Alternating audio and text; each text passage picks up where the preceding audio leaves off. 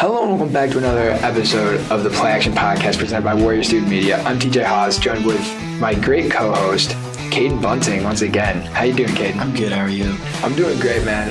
We're here going to go over week 2 of the NFL season, and I know I said last episode that nothing was going to top week 1. I think week 2 topped week 1 by a good margin. Definitely. We managed to pick arguably the worst games of the week. Maybe. As we do. Especially for Sunday's game. That Steelers game was terrible, and there were like 4 other games we could have gone with that would have been a lot better than this. But we live with our mistakes, so we're just going to go through the games we covered already, which sucks, but we got to do what we got to do. So we're going to just jump right in. We'll start with Thursday Night Football. We got Chargers versus the Chiefs. Like we said, close game, right? Fun to watch. Very fun. Herbert's a stud, dude. 300 yards. 300 yards. Touchdowns. Injured. Played through it. Took it like a champ. They say it's a rib cartilage fracture. He's day-to-day for now. But he still looked fantastic in that game. I was really impressed. Yeah, I think he really established. I think it was already known, but I think he's really put himself up in the top-tier quarterback now. Definitely. After these first couple weeks. Again, I already kind of had him that area. He was always top 5 for me, as he was for almost everybody. But I think he's up there. Maybe not exactly in the same tier as Mahomes, but he's pretty close. This dude's really good. Yeah. But this was mainly, even with the score being 27-24, I still feel like this was more of a defensive game. I think defense made a major impact. You had mentioned Chris Jones being a big player for them, and he literally and figuratively a big player for him. Yeah. And he had a great game. Yeah. He played great. You can't forget about Jalen Watson, though. That long interception, pick 6. 7th round pick 6. That was awesome. That was it was good to see him there. No, I just think the Chiefs. I think my main take from this game is that the Chiefs are a second half team. I think they did not play good. The Chargers dominated all for the first half, and the Chiefs came in and stood their ground and ended up coming out with the win. They definitely dialed it up for sure. Mahomes, I think he's played good, but I feel like Herbert definitely outplayed him this game.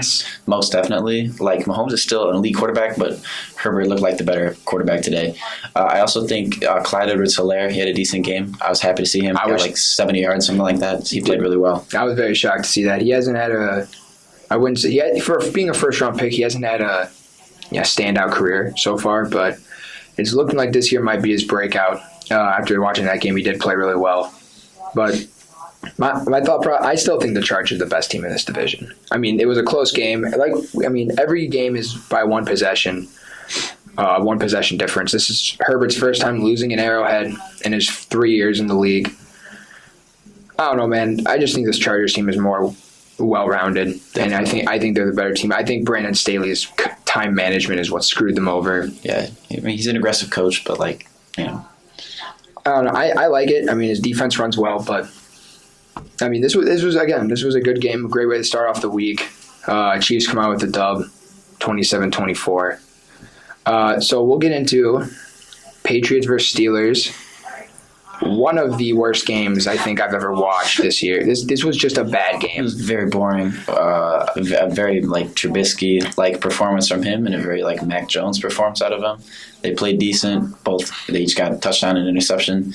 It was just very boring. It was not much to talk about. There isn't much, but so I kind of came up with a hypothetical in this sense because like you just said, there's not much to talk about the game itself.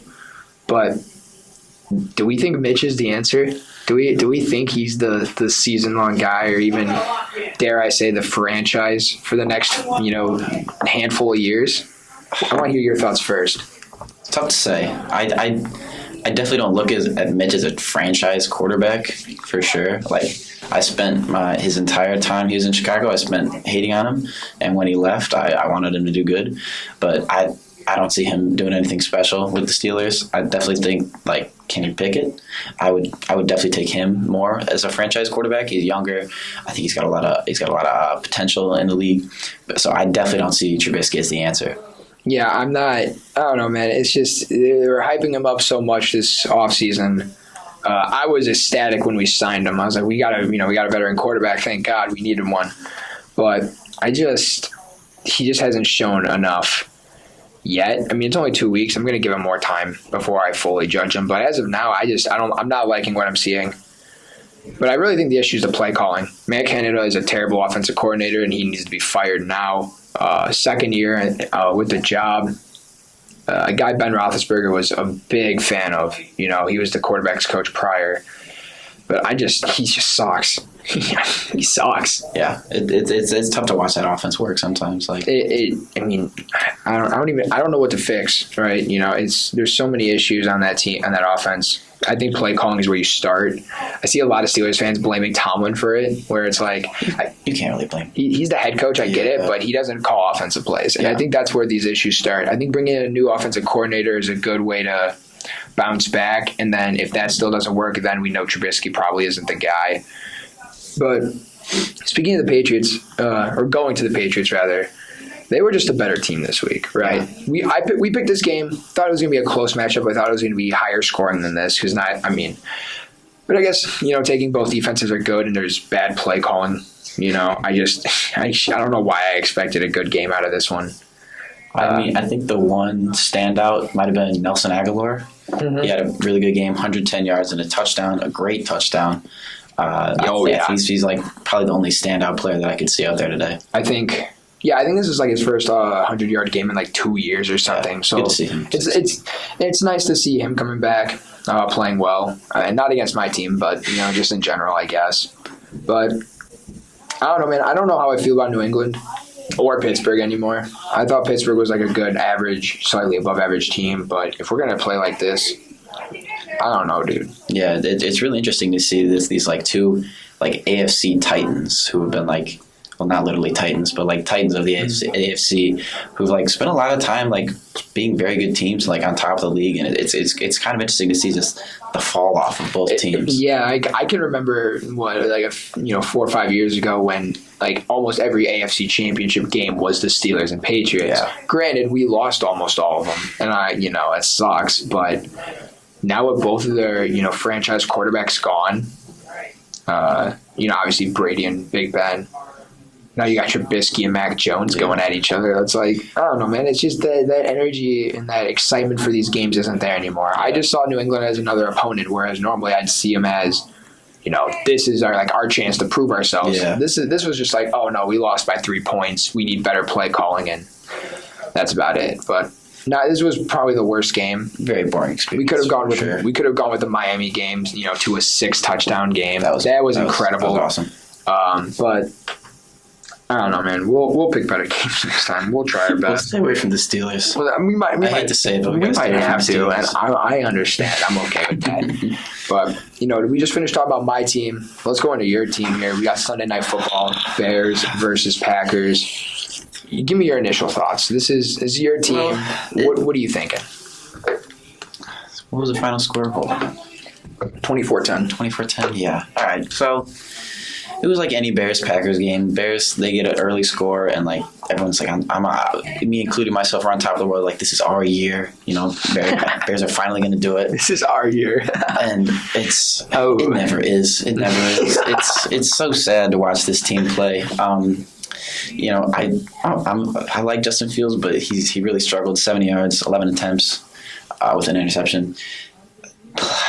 There's just so many things wrong with the Bears. And like the Packers, until Aaron Rodgers retires, the Packers are going to beat the Bears. So when your first statement was this is like any other Bears Packers game. I feel like this game was like when you think Bears Packers, I feel like this is exactly what you think of. Bears come out to an early lead. Bears fans are on top of the world. The Packers come back, get their lead, and hold on to it the rest of the game. You got a controversial play call that everyone's freaking out about, and some Bears fans are like, oh, if that's called a touchdown, we win the game. That's just not true. But it just felt like the embodiment of a Bears-Packers game.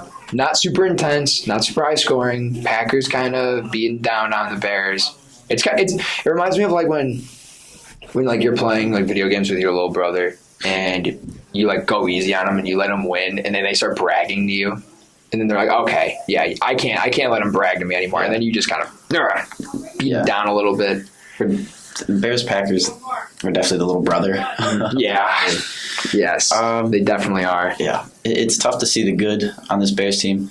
I must say, David Montgomery looked really good, though. 120 yards. It was fun to see him running around on the field there. Both running backs looked awesome. Khalil Herbert, yeah. They both look great. So that's one of the bright spots on the teams. But the Packers, I mean, their offense was flowing. Aaron Rodgers was being Aaron Rodgers. You know what? That's funny. That's exactly what I said. I said Aaron Rodgers is Aaron Rodgers. The offensive line didn't look great.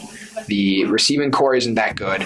But Rodgers will make any receiver look better. He just makes it work. He did it to Jordy Nelson. He did it to Randall Cobb.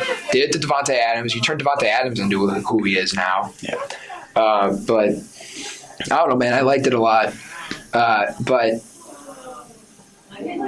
I mean, I don't know. This is going to probably – a lot of people will probably disagree with this, but I feel like Luke Getsy is kind of the best weapon, quote-unquote weapon, on the offense. A lot of people didn't like his play calling, but I thought it was pretty good. I mean, he knows how to utilize his other receivers. Mooney is not a wide receiver one. No, he continues to get locked down by those star cornerbacks. He got locked down by Alexander, which granted he is probably a top 3 corner in football, so I will give him a little slack there. But he also didn't do much against guys like Tre'Davious Ward and Emmanuel Mosley in the San Fran game. Yeah. So they just, I don't know, man. With him not performing, he has 2 catches for 4 yards on the season, with only 5 targets. So he's just not being utilized enough. So I can see the anger in fans in that instance. But he's getting guys like Equimania St. Brown involved a lot, and he's getting them open. Same with like Dante Pettis. But I don't know. I'm interested to see where this Bears team goes. I really am. The direction is down, just so you know. You think? Yes, it definitely is. The San Fran was a fluke. I think the one safe bet. No. I want to ask you a question real quick. I'd love to answer. I've talked to a friend of mine who's a Bears fan. Some of you may know him, Brandon, and he's telling me that if the Bears end up with like a top 3 to top 5 draft pick this year and Fields doesn't show improvement, they just get rid of Fields. He says they should get rid of him altogether and get like Bryce Young or CJ Stroud or something. Do you agree? Because I don't. But you're the Bears fan. You have probably a better perspective on things than I do. So I want to get your thoughts. I don't think you can give up on Fields this early, for sure. Like Bryce Young, he looks special, but Justin Fields looks special as well out of college. Yes. So, I mean, I don't want to give up on him. He's kind of disappointed, but it's hard to make a statement and play well with the options he has with his offense. Like it's hard for him to really perform. So if they do get a top 3 pick, I really wish they just hold on to Fields, look elsewhere to improve the team. Like they're probably gonna end up in that range of pick this year. So I don't agree with the whole trade Fields rumor. Even if you get Fields for even if you could get rid of Fields and get like a 1st round pick, you wouldn't do it. I'm just curious. That's also the thing. Like I don't mean to cut you off, but no, you're fine. That's all I got. If teams are willing to offer like a pick that valuable, I would probably look at it different. But I guess it really depends on the trade package we get back. Okay. All right. So let's say you get like a top like. I want to play devil's advocate a little bit because I like these scenarios. But let's say you got pick 5 or something, for example, right? CJ Stroud's off the board. You got Bryce Young there, right? Panthers say. And you're considering drafting Bryce Young. You still have Fields on the team, and let's say the Panthers are at pick 10 or something, and they say we'll give you our 10th overall pick, and you give us Fields. Are you taking that? That's the 10th overall pick in the draft, and you give up Fields. So then you can, and you're sitting at 5, so you can take Bryce Young at 5, and then take someone else on top of it. Are you willing to do that? My heart says no, because I love Justin Fields, but at a certain point, like your brain does go like, oh, that is a super valuable pick. All right. In a pretty good draft class. All right, so So there's a certain point where you'd say get rid of him, but not just move on from him to do it. Yeah, exactly. Perfect. Okay, that's what I wanted to know. I was just curious. I hear a lot of Bears fans talking about getting rid of Fields already, saying that if they're not good, just get rid of them. I don't like that. But yeah, I agree. All right, we talk about the Bears. Yeah, well, there's our spiel on the Bears. We're gonna move into Monday Night Football. Both games here I think both games were so much fun. They were fun. They were so much fun. Okay, see, we made a pick a couple bad Sunday games.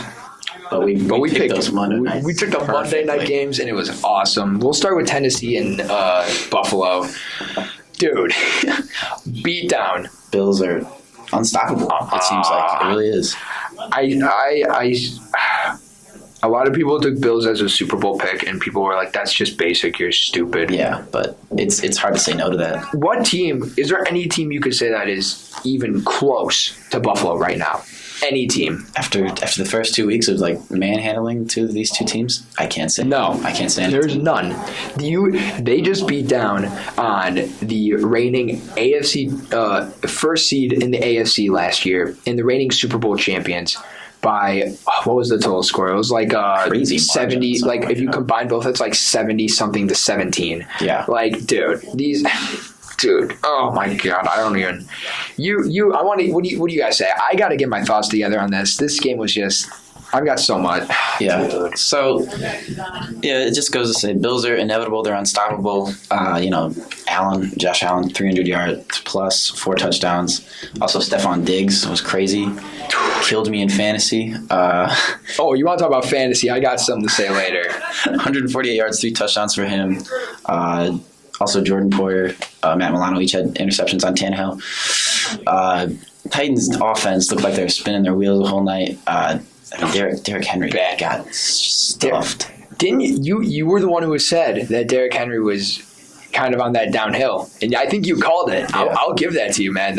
He did not look good. Yeah. He was like averaging like 2 yards a carry.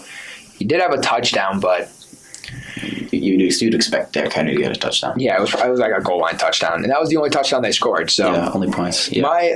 I got 2 takeaways here. One, Bills and their offense, and only on their offense, is just incredible. Their defense is amazing too, but their offense, I think Josh Allen just put himself up with Mahomes. Oh, for sure. And Rodgers. I think there was like a slight step down, but I think Allen is easily there, and I think there's an argument that he's the best quarterback in football. Yeah. And then Diggs is like a top 5 receiver now, but yeah. I would also say that was obvious. They put up 41 points, and Gabriel Davis did not even play. He didn't play. There was Diggs, Dawson Knox, who actually he had like a little injury issue early on, even Isaiah McKenzie. Like, dude, it was insane. Yeah, they're utilizing all their weapons very well. But my main takeaway is Tennessee's offense. I think Tannehill is on thin ice right now. I would hope so. Tannehill sucks. I've been on this forever. I don't like Tannehill. I think he's the most overpaid quarterback in football right now. And I think, dare I say, Malik Willis should be starting soon. It's hard to disagree with that. Tannehill did his Tannehill thing, 100 yards, 2 interceptions. He did not look good out there at all. He looked flustered. I think you're very accurate with he's on thin ice. Yeah, I mean, the only issue is that they're paying him so much. Is I can't see them putting that much money on the bench, which makes sense. I understand that thought process. But this is a quarterback who was in the same situation a few years ago when he got traded to Tennessee. Mariota was on thin ice at the time, and he got benched, and then Tannehill's been the starter ever since. Who says the same thing can't happen with Malik Willis? I get he's a raw talent, but if Tannehill is losing you games, which he is losing the Titans games. Yeah. Why not put Willis in and let him develop? Even if you get a lower pick, you get to draft another offensive weapon or a corner or some, for example, and then you can improve from there. But I don't know, dude. Titans are in a bad place. That's all I can really say. Titans, I think, are the worst team in the division. Oh. And that's a division with Jacksonville and Houston, who are probably considered the best too. Yeah, they're not even looking that bad this year. This division's been flipped, yeah. And I love it. But You know what? We gotta get into the last game here. I think my favorite game of the week, and this was a week with obviously Baltimore getting, 6 touchdowns thrown out by Tua, and I hate Baltimore, but this was the best game. Yeah. Eagles, Vikings. Hurts. Jalen Hurts is that guy. He looked amazing. Jalen Hurts might be that guy. I don't know. I loved him. Can I tell you a little story? I'd love to hear this story. So I'm sitting in 8th period yesterday, yesterday was Monday, I should specify. And I'm sitting there talking to, guess who? None other than the third co-host of this show, Tyler Houston. And I'm playing him in fantasy this week. And he looks at me and he goes, oh, and he's up 31 points on me right now. He has Derrick Henry to go, and I have Jalen Hurts. He looks at me and goes, you ready to hand me that win after today? And I was like, yeah, I was honest. I was like, yeah, probably. I don't see how I come back. Came back. Monday Night Football rolls around, baby. Derrick Henry's now looking good. But guess who is looking good? Jalen Hurts. Yeah. I end the night up 7. Beat him. I beat him. That's beautiful. Jalen Hurts is he might be one of my favorite players in the league after this week. Yeah, he looked really good. Honestly, nothing else you can say about it. No, he was running the offense he needs to run. It shows that just adding that elite receiver is all he needed. Yeah, and that's AJ Brown. AJ Brown. Yeah, he's on the Eagles. Yep, on the Eagles. AJ Brown on the Eagles, not the Titans. But dude, I just loved this game. I was just freaking out watching every throw and every run. He had 2 rushing touchdowns and a passing touchdown. He's looking like a slightly, I don't want to even say worse because worse sounds negative, but a slightly worse version of Lamar, right? He plays just like Lamar. It's the same type of thing.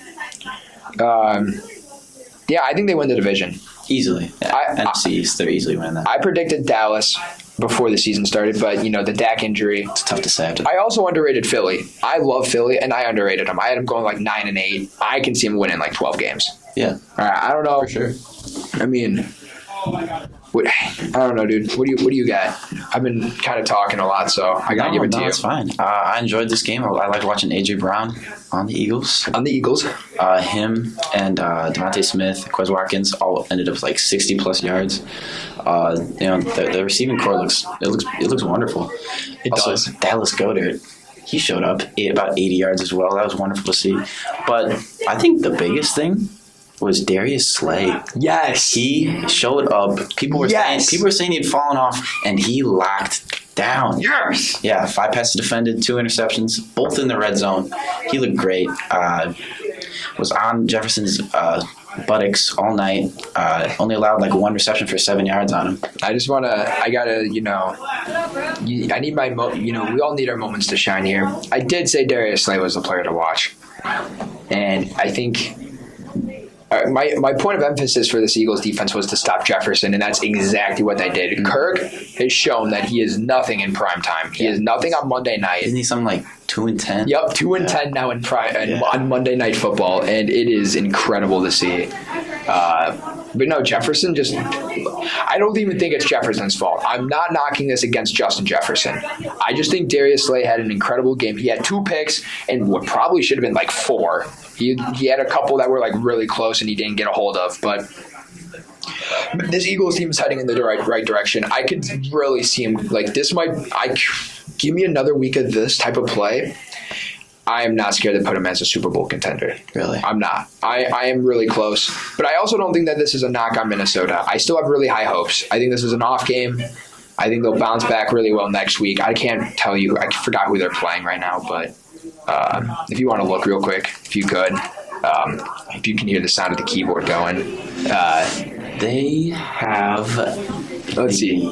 Detroit Lions. Yeah, so, okay. Detroit's looked really good, but I think that's going to be a close game. I think they can bounce back and take a dub over Detroit, though, who, again, is a really good team this year. Yeah, surprised that They've scored pains me to say. They've scored 35-plus points in their last 3 games, going from these first 2 weeks and then week 18 of last year. Dude, I love football, man. I gotta just say that's all you gotta say at this point, dude. I don't know, man. It's like week 1 was so good, and then it's like even my team lost, and I'm coming out happy from this week because of just all the excitement from there's just past week of football. It's just awesome, dude. It was awesome. I'd love to see it. But, that's going to be about it here, right? We'll do better on picking games, I think. We'll try our best. I hope. I've got an idea of how to fix it, and we'll try that and see how it goes. But, hey, man, you got any final thoughts on any of the games? Anything you want to just briefly mention before we log off? Before we get out of here? Just Stephon Diggs is him. Stephon Diggs is him. I'll add that Jalen Hurts is him. Yeah. Those are like the two hymns guys. of the week. We should do hymns of the week. Ooh, that's a good one. I like that. Hymns of the week. Okay. We'll do 3 here because I want to throw in a third. And you can't not throw in Tua. Yeah. Tua. He was him. Jalen Hurts, Stephon Diggs, the hymns of the week. I like that. Hymns of the week. We're sticking with that. I like Wonderful. that. That's awesome. But this is going to do it for this episode of the Play Action Podcast presented by Warrior Student Media. I'm TJ Haws. He's Caiden Bunting. We'll see you in the next one.